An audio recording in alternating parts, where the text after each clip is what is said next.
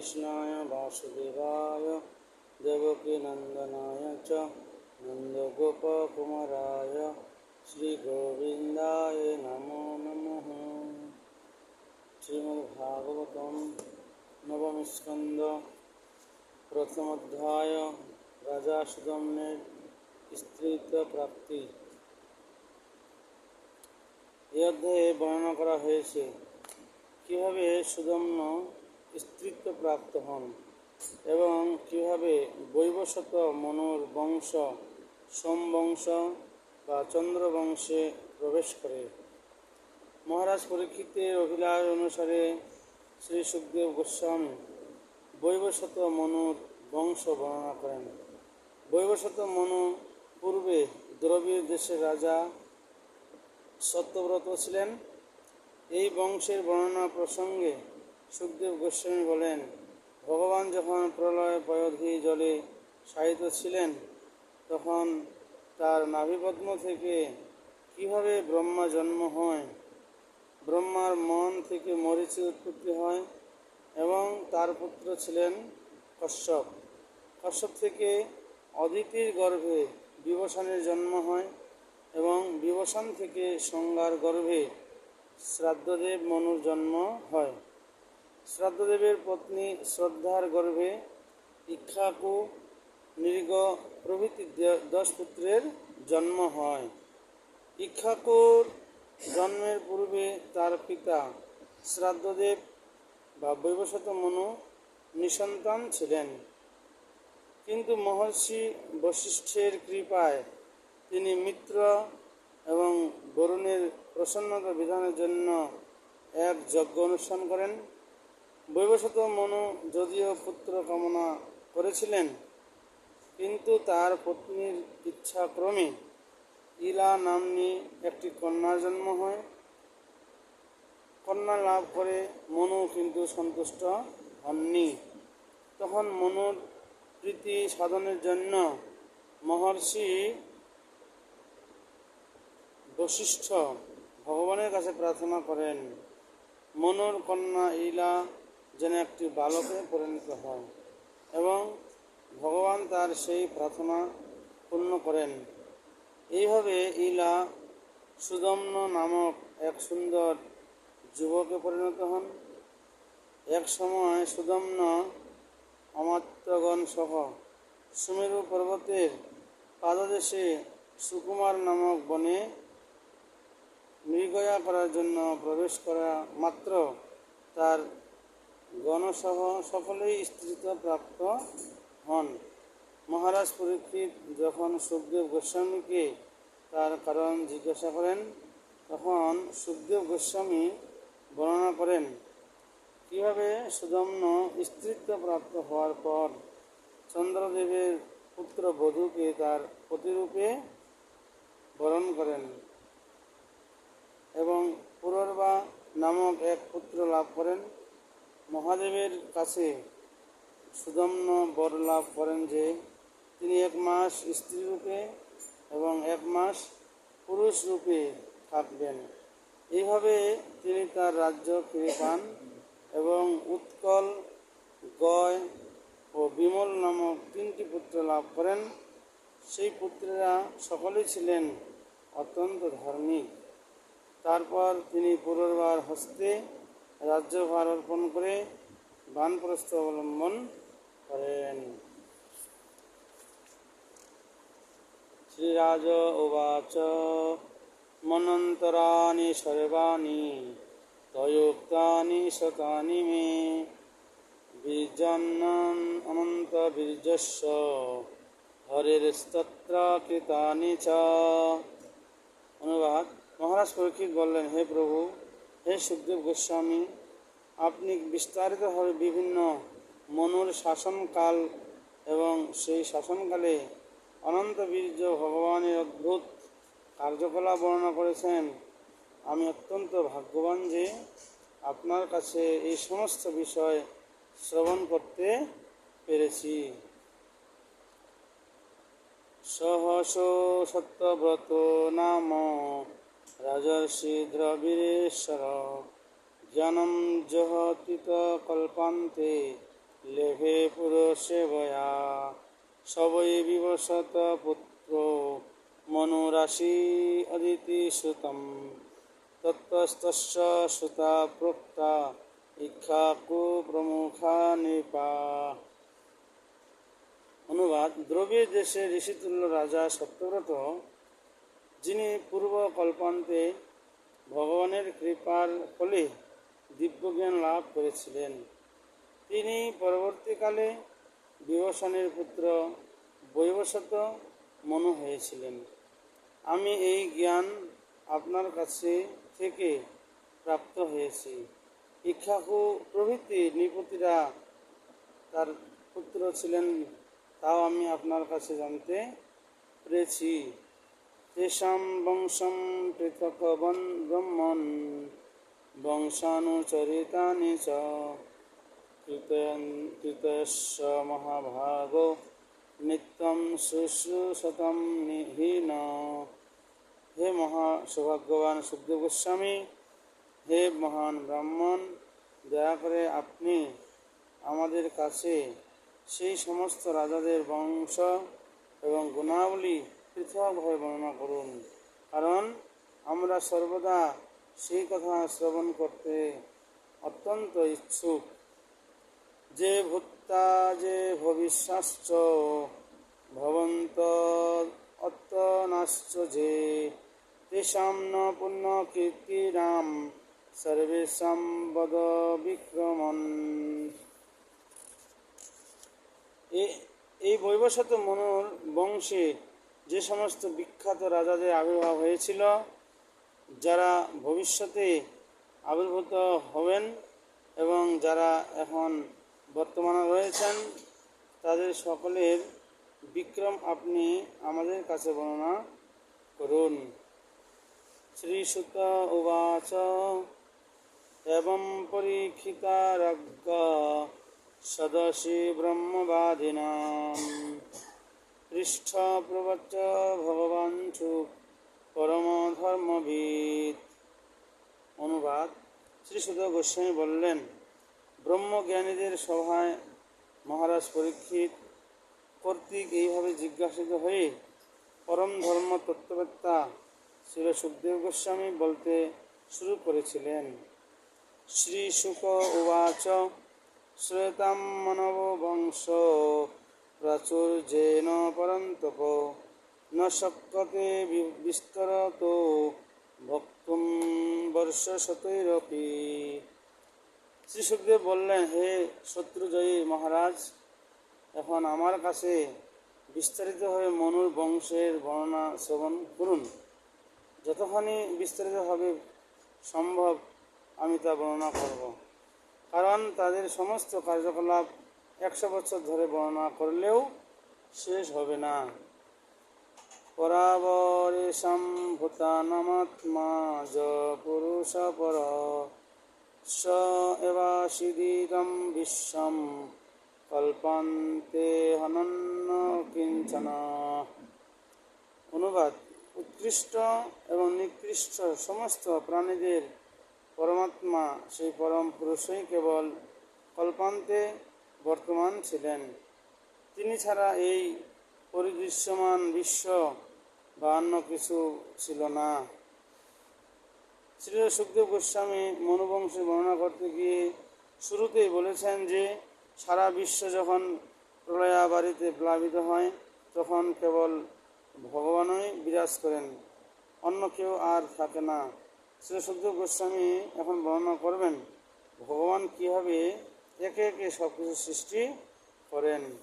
তস্য নাভে সমভবৎ পদ্মকোশ হিরণ্ময় তস্মিন জয় যজ্ঞে মহারাজ স্বয়ম্ভুশ্চ তুরানন। হে মহারাজ পরীক্ষিত, সেই পরম পুরুষ ভগবানের নাভি থেকে একটি স্বর্ণময় পদ্ম উদ্ভূত হয়েছিল।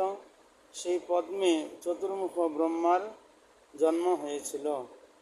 মরীচির মনসস্তস্য যজ্ঞে তস্যপি কশ্যপ দাক্ষায়ণাম ততো আদিত্যম বিবশান ভবৎ সুতঃ। অনুবাদ: ব্রহ্মার মন থেকে মরীচি জন্ম হয়েছিল এবং মরীচির ঔরসে দাক্ষায়ণীর গর্ভে কশ্যপের জন্ম হয়েছিল। কশ্যপ থেকে অদিতির গর্ভে বিভীষণ জন্মগ্রহণ করেন। তত মনু শ্রাদ্ধ দেব সংজ্ঞায়ামাস ভারত শ্রদ্ধায়াম জনয়ামাস দশপুত্রান স আত্মবান ইক্ষাকুকৃনিগ সরিজাতি দৃষ্ট দৃষ্ট কর্ষকান নরিসন্তম পিষধম চ নবগম চ কবিম বিভু। অনুবাদ: হে ভারত, বিভীষণ থেকে সংজ্ঞার গর্ভে শ্রাদ্ধদেব মনু জন্মগ্রহণ করেছিলেন। জিতেন্দ্রীয় শ্রাদ্ধদেব তার পত্নী শ্রদ্ধার গর্ভে ইক্ষ্বাকু নৃগ সরজাতি দৃষ্ট ধৃষ্ট কর্ষক নরিসন্ত পিষধ্র নভগ এবং কবি নামক 10টি পুত্র উৎপাদন করেছিলেন। অপ্রজস্য মনোপূর্বং বশিষ্ঠ ভগবান কিল মিত্রাবরুণয়ষ্টিম প্রজাতমকরৎ বিভু। প্রথমে মনু অপুত্রক ছিলেন, তাই তার পুত্র লাভের নিমিত্ত মিত্র এবং বরুণ দেবতার সন্তোষী বিধানের জন্য তত্ত্বজ্ঞানী এবং অত্যন্ত শক্তিমান মহর্ষি বশিষ্ঠ একটি যজ্ঞ অনুষ্ঠান করেছিলেন। তত্র শ্রদ্ধা মনোপত্নী হোতারম সমজাচত দুহিত্রর্থমুপাগম্য প্রণিপত্য পয়োব্রতা।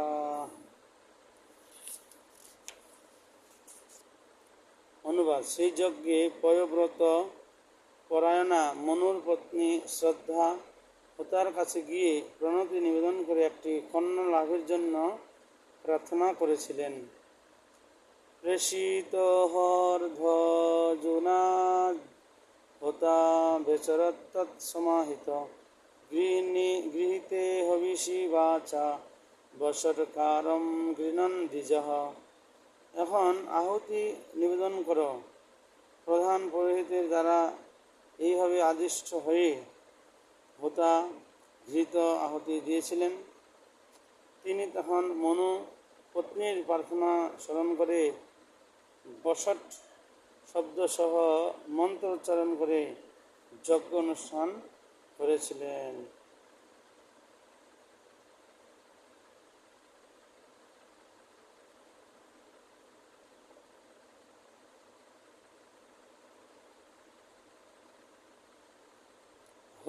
হতুস্তত্ত্ব বিচারেণ কনিলা নাম সাববৎ তম বিলোক্য মনু প্রাহ নাতে তুষ্ঠ মনা গুরুম। মনুপুত্র লাভের জন্য সেই যজ্ঞ করাতে আরম্ভ করেছিলেন। মনু পুত্র লাভের জন্য সেই যজ্ঞ করতে আরম্ভ করেছিলেন, কিন্তু পুরোহিত মনুর পত্নীর অনুরোধে কন্যা লাভের সংকল্প করেছিলেন। তার ফলে ইলা নামক একটি কন্যার জন্ম হয়েছিল। সেই কন্যা দর্শন করে মনু অসন্তুষ্ট চিত্তে তার গুরু বশিষ্ঠকে বলেছিলেন।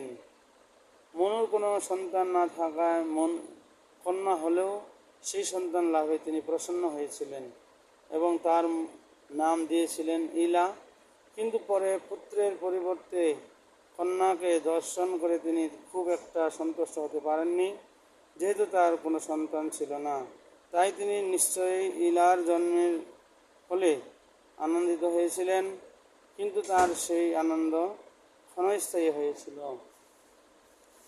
ভগবান কিমিদম জাতম কর্ম ভো ব্রহ্মবাদিনাম বিপর্যয় মহ কষ্টম বিমৈবম সেত ব্রহ্ম বিক্রিয়া।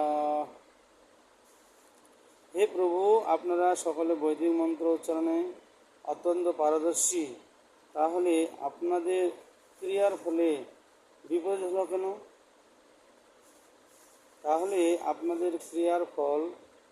হলো কেন? এটি অত্যন্ত দুঃখের বিষয়। বৈদিক মন্ত্রের এই প্রকার বিপরীত ফল হওয়া উচিত নয়।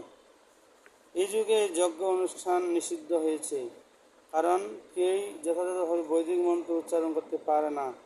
বৈদিক মন্ত্র যদি যথাযথভাবে উচ্চারণ করা যায়, তাহলে যে বাসনা নিয়ে যজ্ঞ অনুষ্ঠান করা হয় তা অবশ্যই সফল হয়। তাই হরে কৃষ্ণ মন্ত্রকে বলা হয় মহামন্ত্র। তা সমস্ত বৈদিক মন্ত্রের ঊর্ধ্বে, কারণ এই মহামন্ত্র কীর্তনের ফলে বহু প্রকার লাভ হয়। সেই কথা শ্রী চৈতন্য মহাপ্রভু তার শিক্ষাষ্টকের প্রথম শ্লোকে বিশ্লেষণ করেছেন। চেতো দর্পণ মার্জনম ভব মহাদেবাগ্নি নির্বাপনম শ্রেয় কৈরব চন্দ্রিকা বিতরণম বিদ্যাবোধ জীবনম আনন্দম বুদ্ধিবর্ধনম প্রতিপদম পূর্ণমৃত সদনম সর্বাত্ম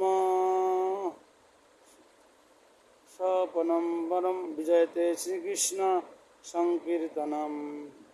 শ্রীকৃষ্ণ সংকীর্তনের জয় হোক, যা তার হৃদয়ে বহুকাল ধরে সঞ্চিত সমস্ত কলুষ পরিষ্কার করে এবং সংসার রূপ দাবানল নির্বাপিত করে।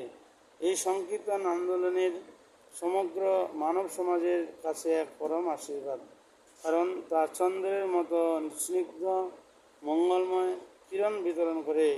তা সমস্ত দিব্য জ্ঞানের জীবনস্বরূপ। তা নিরন্তর আনন্দের সমুদ্রকে বর্ধিত করে এবং যে অমৃত আস্বাদনের জন্য আমরা সর্বদা উৎকণ্ঠিত, প্রতিপাদে আমাদের এই অমৃত আস্বাদন করায়। তাই এই যুগের সর্বশ্রেষ্ঠ যজ্ঞ হচ্ছে সংকীর্তন যজ্ঞ। যজ্ঞই সংকীর্তন প্রায় যজন্তি হি সুমেধস। যারা বুদ্ধিমান তারা এই যুগে সমবেতভাবে হরেকৃষ্ণ মহামন্ত্র কীর্তনের দ্বারা সংকীর্তন যজ্ঞ অনুষ্ঠান করেন। যখন বহু ব্যক্তি সমবেতভাবে হরেকৃষ্ণ মহামন্ত্র কীর্তন করেন, তখন তাকে বলা হয় সংকীর্তন। এই প্রকার যজ্ঞের ফলে আকাশে মেঘের আবির্ভাব হয়, যজ্ঞাৎ ভবতি প্রজন্য। এই অনাবৃষ্টির যুগে মানুষ তাই অতি সরল সংকীর্তন যজ্ঞ অনুষ্ঠানের দ্বারা অনাবৃষ্টি এবং অন্য অভাবের কষ্ট থেকে মুক্ত হতে পারবে। বস্তুতপক্ষে তা সমগ্র মানব সমাজকে পরিত্রাণ করতে পারে। বর্তমানে সমগ্র ইউরোপ ও আমেরিকায় অনাবৃষ্টি দেখা দিয়েছে এবং মানুষেরা নানা রকম দুঃখ কষ্ট ভোগ করছে। কিন্তু মানুষ যদি ঐকান্তিকভাবে এই কৃষ্ণ ভাবনা অমৃত আন্দোলন গ্রহণ করে, পাপকর্ম থেকে নিবৃত হয়ে হরেকৃষ্ণ মহামন্ত্র কীর্তন করে, তাহলে অচিরেই তাদের সমস্ত সমস্যার সমাধান হবে। অন্যান্য যজ্ঞ অনুষ্ঠান করা অত্যন্ত কঠিন, কারণ এই যুগে যথাযথভাবে মন্ত্র উচ্চারণ করার মতো বিদ্বান ব্রাহ্মণ নেই। এমনকি যজ্ঞের উপকরণগুলি পর্যন্ত সংগ্রহ করার সম্ভাবনা নেই। যেহেতু মানব সমাজ আজ দারিদ্র্যগ্রস্ত এবং মানুষেরা বৈদিক জ্ঞান হারিয়ে ফেলেছে এবং তাদের বৈদিক মন্ত্র উচ্চারণ করার ক্ষমতা নেই, তাই হরেকৃষ্ণ মহামন্ত্র হচ্ছে একমাত্র আশ্রয়। মানুষের কর্তব্য যথেষ্ট বুদ্ধি লাভ করে এই মহামন্ত্র কীর্তন করা। যজ্ঞই সংকীর্তন প্রায়ই যজন্তি হি সুমেধস। যারা মূঢ়মতি তারা এই সংকীর্তনের মহিমা হৃদয়ঙ্গম করতে পারে না এবং এই পন্থাটি গ্রহণ করতে পারে না। যুয়ম ব্রহ্ম বিদো যুক্তাস্তপসা দগ্ধ কিলবিষা কুত সংকল্প বৈষম্যমনোনীতম বিবুধে শিব। আপনারা সকলে সংযত চিত্তে এবং ব্রহ্মজ্ঞ তপস্যার প্রভাবে আপনাদের সমস্ত জলকলুষ দগ্ধ হয়েছে। দেবতাদের মতো আপনাদের বাক্য কখনো মিথ্যা হয় না। তাহলে কেন সংকল্পিত কার্যের এই প্রকার বিপরীত ফল হলো? বৈদিক শাস্ত্র থেকে আমরা জানতে পারি যে দেবতাদের আশীর্বাদ অথবা অভিশাপ কখনো ব্যর্থ হয় না। তপস্যার দ্বারা মন ও ইন্দ্রিয় সংযমের দ্বারা পূর্ণরূপে তত্ত্বজ্ঞান লাভের দ্বারা কেউ যখন সমস্ত জড়কলুষ থেকে সম্পূর্ণরূপে মুক্ত হন, তখন দেবতাদের মতো তার বাক্য এবং আশীর্বাদ কখনো ব্যর্থ হয় না। নিসম্য তদ বাচস্তস্য ভগবান প্রপিতামহ ভূতোর ব্যতিক্রমম জ্ঞাতা রবিনন্দনম। মনু সেই কথা শুনে হোতার কার্যে যে ব্যতিক্রম হয়েছিল পরম শক্তিমান প্রপিতামহ বশিষ্ঠ তা বুঝতে পেরেছিলেন। তাই তিনি তখন সূর্যপুত্রকে এই কথাগুলি বলেছিলেন। এতদ সংকল্প বৈষম্যম হতুস্তে ব্যভিচারত তথাপি সাধয়িষ্য তে সুপ্রজাস্তম সতেজসা। তোমার হতার সংকল্পের বিপর্যয় বশত ব্যভিচারের ফলে তা ঘটেছে। সে যাই হোক, আমার স্বীয় তেজের দ্বারা আমি তোমাকে একটি সুপুত্র প্রদান করব। এবং ব্যবসিত রাজন ভগবান স মহাযশা অস্তোষিদাদি আদিপুরুষ মিলায়া পুংস্তকাময়া। শ্রী সুখদেব গোস্বামী বললেন, হে মহারাজ পরীক্ষিত, পরম যশস্বী এবং পরম শক্তিমান বশিষ্ঠ এইভাবে স্থির করে লীলার পুরুষত্ব কামনায় পরম পুরুষ শ্রী বিষ্ণুর কাছে প্রার্থনা করেছিলেন।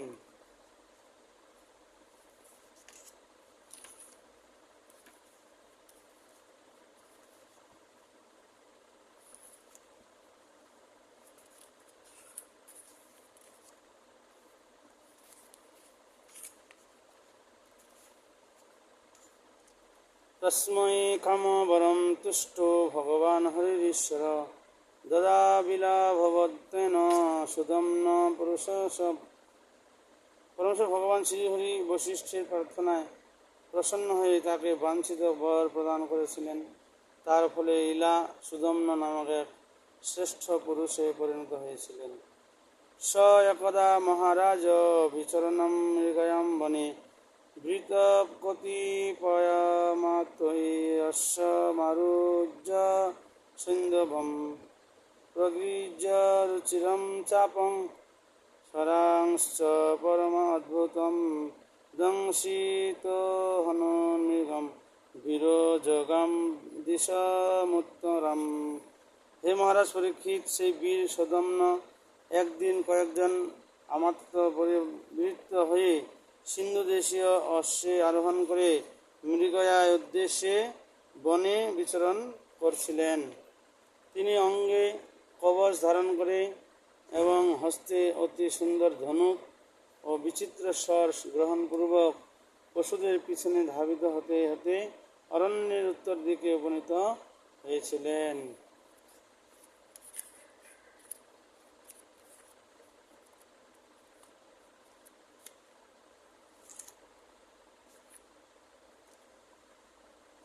সুকুমার বন মেরোরধস্তাদ পরিবেশ যত্রাস্তে ভগবান ছব রমমান সহ মায়া।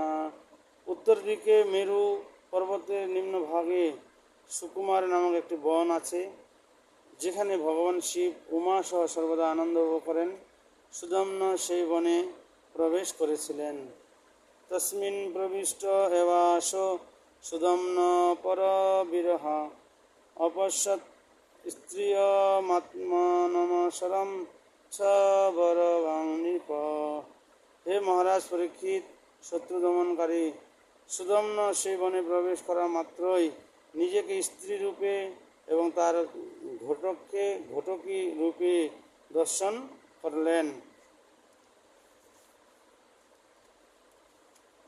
তথা তদনুজ্ঞা সর্বে আত্মলিঙ্গ বিপর্যয়ম দৃষ্টা বিমনসহ ভুবন বিক্ষমানা পরস্পরম।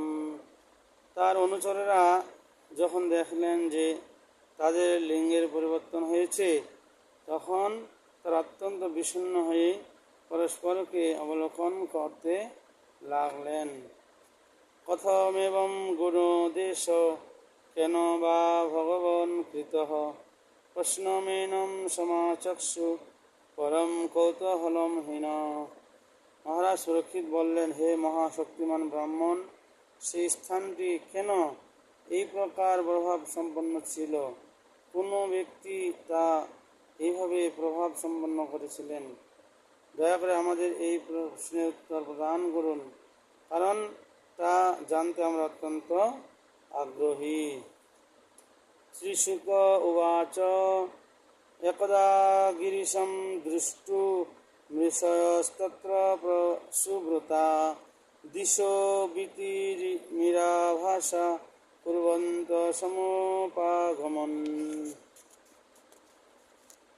শ্রী সুখদেব গোস্বামী উত্তর দিলেন, একদিন ব্রতপরায়ণ ঋষিরা তাদের নিজেদের তেজে সমস্ত অন্ধকার দূর করে সর্বদিক আলোকিত করে মহাদেবকে দর্শন করতে সেই বনে উপস্থিত হয়েছিলেন। তান বিলক্ষম্বিকা দেবী বিভাষা বৃতাভূষণ ভর্তুরক্ষাত্মসমুথায় নিবিমাসথ পর্যধাত। অম্বিকা দেবী তখন বিভূষণা ছিলেন, তাই তিনি ঋষিদের দেখে অত্যন্ত লজ্জিত হয়েছিলেন এবং তার প্রতি কোল থেকে উঠে শীঘ্রই তার নিবি আচ্ছাদন করেছিলেন।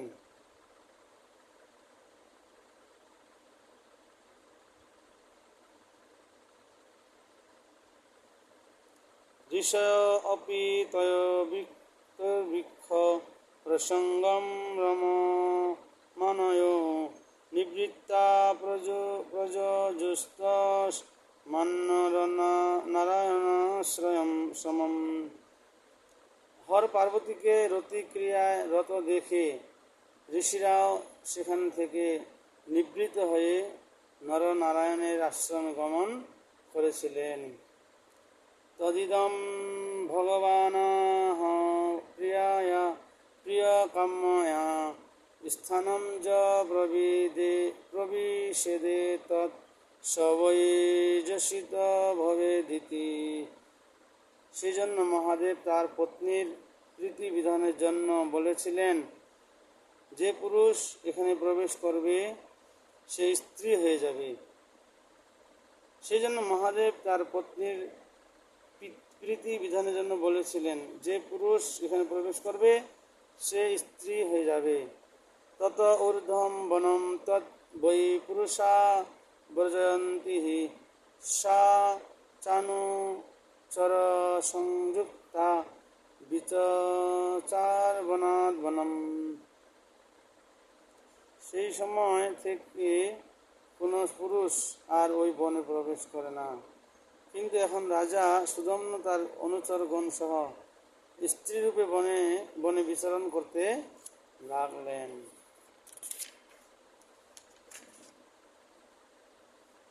ভগবদ্গীতায় দ্বিতীয় অধ্যায় 22 শ্লোকে বলা হয়েছে, বাসাংসি জীর্ণানি যথা বিহায় নবানি গৃহ্ণাতি নরঃ পরাণি তথা শরীরানি বিহায় জীর্ণান্ন নৈনি সংজাতি নবানি দেহি। মানুষ যেমন জীর্ণ বস্ত্র পরিত্যাগ করে নতুন বস্ত্র পরিধান করে, দেহীও তেমনই জীর্ণ শরীর ত্যাগ করে নতুন দেহ ধারণ করে। দেহটি ঠিক একটি বসনের মতো এবং এখানে তার একটি সুন্দর প্রমাণ পাওয়া যাচ্ছে। সুদম্ন এবং তার পার্শ্বদরা ছিলেন পুরুষ, অর্থাৎ তাদের আত্মা পুরুষরূপী দেহের আবরণে আচ্ছাদিত ছিল, কিন্তু এখন তার স্ত্রীতে পরিণত হয়েছে। অর্থাৎ তাদের পোশাকের পরিবর্তন হলো। এই পোশাকের